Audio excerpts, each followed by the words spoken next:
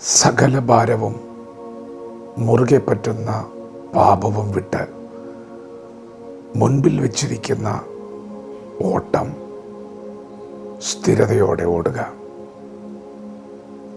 വിശ്വാസത്തിൻ്റെ നായകനും പൂർത്തി വരുത്തുന്നവനുമായ യേശുവിനെ നോക്കുക. ദൈവത്തിൻ്റെ മാറ്റമില്ലാത്ത വചനം ശ്രദ്ധിക്കുന്ന പ്രിയപ്പെട്ടവരെ, യേശുവിനെ ശ്രദ്ധിച്ചു നോക്കുവാൻ പരിശുദ്ധാത്മാവ് ഇന്ന് പകൽ നമ്മോട് ആലോചന പറയുകയാണ്. നമ്മുടെ മുൻപിൽ ഒരു ഓട്ടമുണ്ട്. ആ ഓട്ടം നമുക്ക് തികയ്ക്കേണ്ടതുണ്ട്. അത് സ്ഥിരതയോടെ ഓടേണ്ടതുണ്ട്. വഴിയാത്രയിൽ നമ്മെ തളർത്തിക്കിടത്തുവാൻ ശക്തിയുള്ള ഭാരങ്ങൾ, പാപങ്ങൾ നാം വിട്ടുകളയണം. അങ്ങനെ വിട്ടുകളയണമെങ്കിൽ, അതൊന്നും നമ്മെ ഏശാതിരിക്കണമെങ്കിൽ നാം യേശുവിനെ ശ്രദ്ധിച്ചു നോക്കണം. പ്രിയപ്പെട്ടവരെ, നിങ്ങളെ വിളിച്ചത് യേശുവാണ്. നിങ്ങളെ പ്രാണൻ നൽകി സ്നേഹിച്ചത് യേശുവാണ്. നിങ്ങളെ നന്നായി അറിയുന്നത് യേശുവാണ്. നിങ്ങളുടെ ഹൃദയത്തെ കാണുന്നത് യേശുവാണ്. നിങ്ങളുടെ പ്രകൃതി അറിയുന്നത് യേശുവാണ്. നിങ്ങളോട് കൂടെ എപ്പോഴും ഇരിക്കുന്നതും നടക്കുന്നത് യേശുവാണ്. നിങ്ങൾക്ക് വേണ്ടി വിചാരപ്പെടുന്നതും നന്മ സംഗ്രഹിച്ചു വെച്ചിരിക്കുന്നതും യേശുവാണ്. ഇന്ന് പകൽ യേശുവിനെ ശ്രദ്ധിച്ചു നോക്കുക. തൻ്റെയും ജീവിതത്തിൽ ഒറ്റപ്പെടലിലൂടെ കടന്നു പോയിട്ടുണ്ട്. സ്നേഹിതന്മാരെല്ലാവരും അകന്നുപോയ സമയങ്ങളുണ്ടായിട്ടുണ്ട്.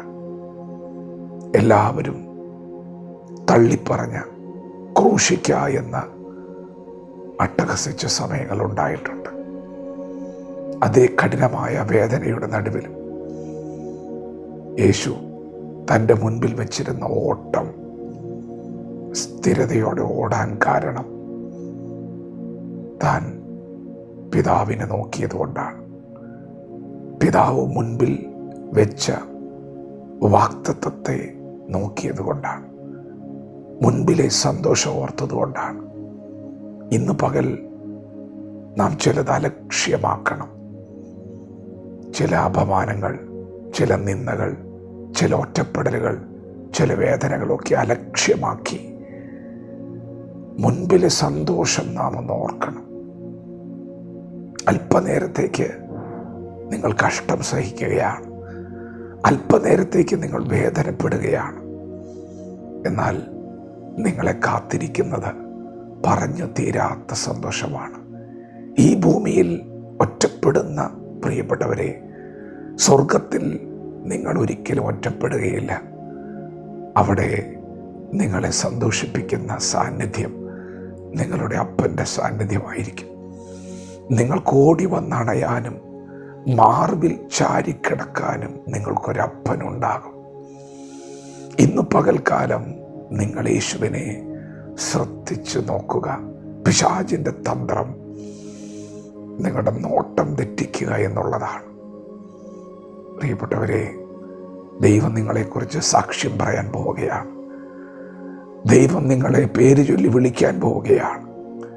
ദൈവം നിങ്ങൾക്ക് മാന്യത നൽകാൻ പോവുകയാണ്. ഇവിടുത്തെ ദുഃഖങ്ങളെല്ലാം നിങ്ങൾ മറക്കും. ഇവിടുത്തെ വേദനകളെല്ലാം നിങ്ങൾ മറക്കും. ദൈവം നിങ്ങൾക്ക് സന്തോഷം തരുമ്പോൾ ആ സന്തോഷം നിങ്ങൾ എടുത്തു കളയാൻ ആർക്കും കഴിയുകയില്ല. അതുകൊണ്ട് യേശുവിനെ നോക്കുക. യേശുവിൻ്റെ സാന്നിധ്യം നിങ്ങളോട് കൂടെയുള്ളത് തിരിച്ചറിയുക. കൂടെയുണ്ടെന്ന് ഉറപ്പ് വരുത്തുക. വചനത്തെ ഏറ്റെടുക്കുക. ദൈവം നമ്മെ ഓരോരുത്തരും ഈ പകൽ അനുഗ്രഹിക്കുമാറാകട്ടെ. ആമേൻ.